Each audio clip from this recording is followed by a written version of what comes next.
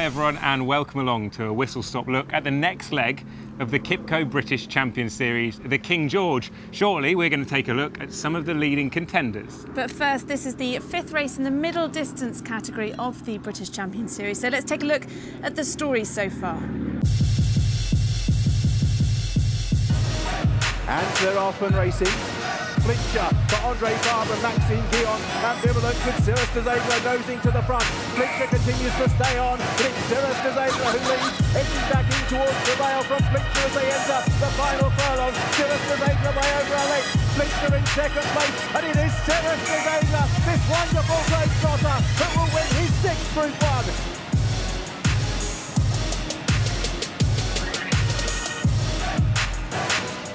Race now down with a furlong to go. It's Australia who is out in front. Kingston Hill in second place, and it is Australia forging clear by a left or so. Kingston Hill is trying to rally. It was written in the stars, a day of destiny, and Australia follows in her parents' footsteps and wins an extra classic.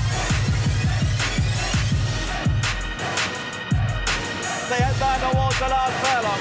The Fugue in second place. Trev is unable to pick up back in third position. She's trying hard though. McCagan behind those. It's the Fugue showing in front. She's 2 lengths ahead as she races towards the line. Trev and Magician second and third places. But today it's the day of the Fugue, and she's won the Prince of Wales Estate by 2.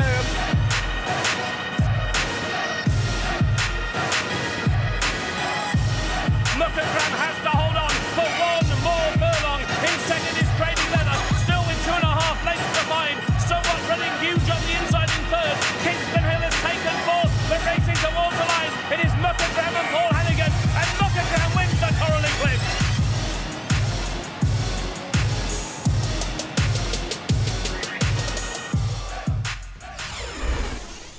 Time now to have a look at how a previous winning jockey sees the race. John Reid was victorious on Swain in 1997. Here he is, taking us round the famous 1.5 mile Ascot course. I'm John Reid. Welcome to Ascot. This is the King George and Queen Elizabeth Stakes.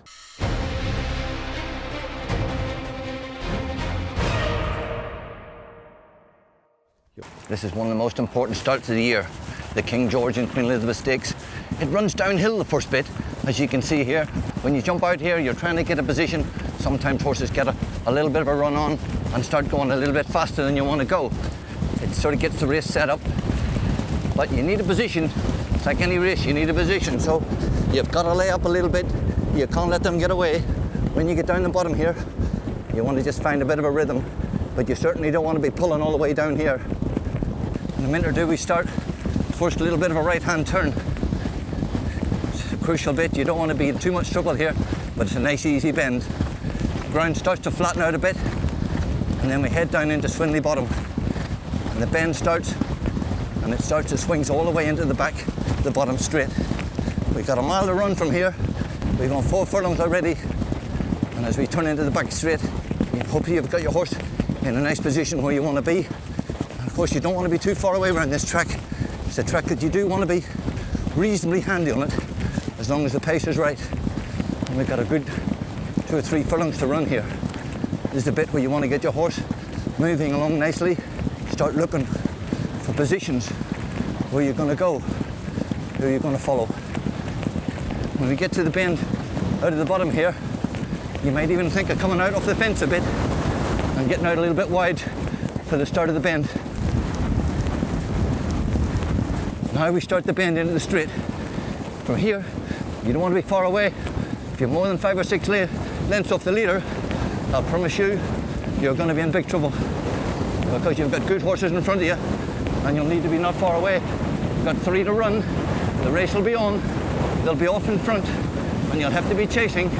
You want to be within striking distance, but it's uphill and it's hard work, and the horses will start to tire. From here on in, they'll be starting to drop away. You want a bit of daylight and you want to be out. As we come up to heading for the 1 pole, you can hear the stands shouting. We've already passed the stands. We've got a furlong and a half to go. The very long stands. This is where the men and the boys are sorted out. The good horses will be rolling and the weaker ones will be down. And here we come to the post. Under there, What a great race it is. Won by some great horses. Well, that's the view from on top, the jockey's view. Now, before we focus on some of the main contenders, let's take a look at some of the other runners that haven't featured in the story so far. It is Tagruda who's moved through the lead. Tarfasha, Volume in Chiller running a massive race, trying to thread the needle. Tagruda it is who leads with over a furlong to go by a couple of lengths from Volume. Tarfasha in Chiller out of luck. Itimal stays on, but this at the moment is a one filly race, and that one filly is Tagruda, unbeaten, and Tagruda makes it 3 out of 3. Heading down towards the last furlong, Eagle Top and William Buick have come from the back of the field and go into a 2 or 3 length lead and are clearing away. It's Eagle Top who races towards the line, 3 lengths clear with William Buick, has won to Adelaide in second. A great run from Scotland late on Scrap, 3rd position. Telescope down towards the last furlong is 4. Navy 5 lengths clear. Pethers Moon in second and then Sharastan and Hillstar. But Telescope with every hoofbeat is drawing further and further clear. An 8 Hardwick Stakes for Sir Michael Stout. 4 on the week, 4 for more, and Telescope wins the Hardwick impressively.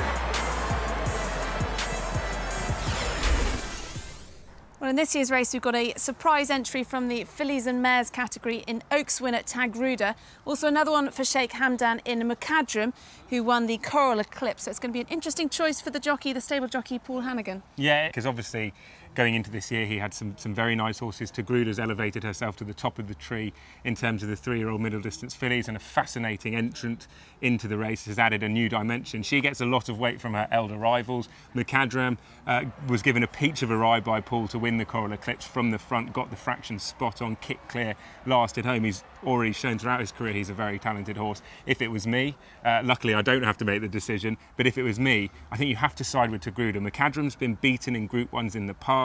Tagruda's given him his first British Classic success and hasn't been beaten in Group 1 company, is getting the weight as well. So I think there's a lot of boxes ticked in terms of Tagruda's claims. And personally, if I was Paul, I'd side with Tagruda, but he knows much more about the two horses than I do. But for me, I think Tagruda's a real star and has added a wonderful dimension to what is already a very special race. I think one of the main horses that punters will have on their ticket is Telescope, trained by Sir Michael Stout, who was brilliant at Royal Ascot, and he put behind him a couple of relatively disappointing efforts, but in the context of his season, it was leading up to Royal Ascot, he got the win.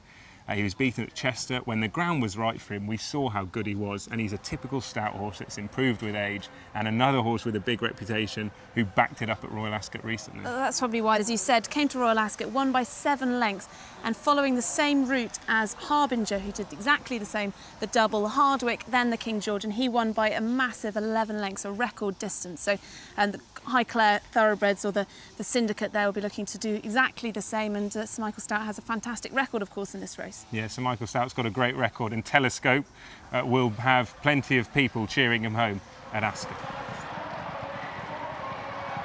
So there's a look at some of the leading contenders, and that's not including the likes of Eagle Top, who was supplemented for the race late on the back of a very impressive win at Royal Ascot. Magician, I know you're a big fan of as well. So it's set fair for a fantastic day's racing on Saturday, the next leg of the Kitco British Champions Series. But good racing coming thick and fast at this time of year. Of course, next week we've got the glorious Goodwood Festival and a number of British Champions Series races. Yes, so much to look forward to there as well. It sort of rolls into one. From Ascot we go to Goodwood, where we've got the Nassau, we've got the Sussex Stakes, potentially the Jewel on the Downs once again. So lots to get excited about in terms of British racing coming up over the next 2 weeks or so. But if you're going to Ascot on Saturday, I hope you found our video helpful and you can pick a few winners. But have a good day and bye from us.